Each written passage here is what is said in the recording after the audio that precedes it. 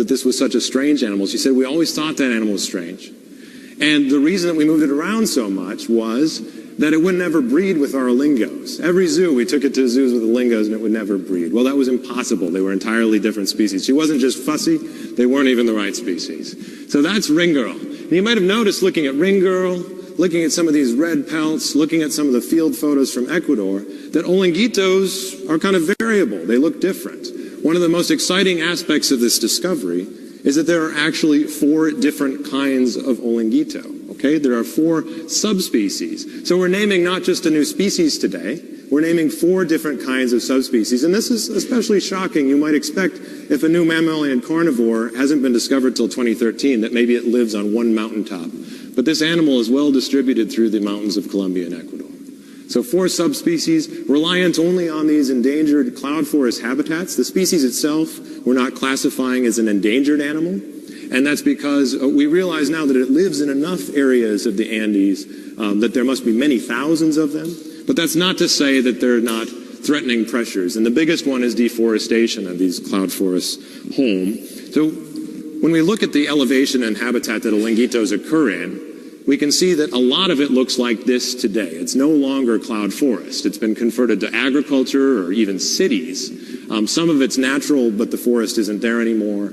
So only about 1/3 of habitats that Olinguitos can use are still out there. So not endangered yet, but there's reason to be concerned. And we hope that with the discovery of this Olinguito and showing this beautiful animal to the world, that we can draw some attention to these cloud forests, these restricted and threatened habitats where many other different types of plants and animals are found. And there's so much more to learn about the Olinguito. I tell people that discovering a new species is a little bit like having a child. You introduce it to the world, and then it goes off and has a life unto its own. And that's kind of exciting as a zoologist. We name the Olinguito, we tell people that it exists. Then it's up to the rest of the zoological community to go out and find out what they can about it. Now we've started to learn as much as we can, but there's a long way to go. We just have those broad strokes. One of the questions is, where else does the Olinguito occur? We know it lives in these blue dots, these places along the map. And in the red areas are areas, core areas connected to the blue dots that we think it must occur in. But there's some other high probability areas stretching into eastern Colombia, maybe even into Venezuela, and down into Peru. Does the Olinguito live in even more countries? From today, we're going to be asking our South American colleagues to see if they can find out.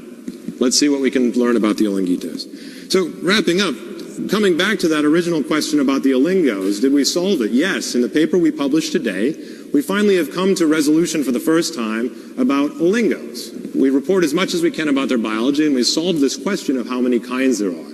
There are 3 species of Olingo, and the sister species, that sister lineage to all of these others, the most closely related animal to the Olingos, is this unexpected new arrival, the Olinguito.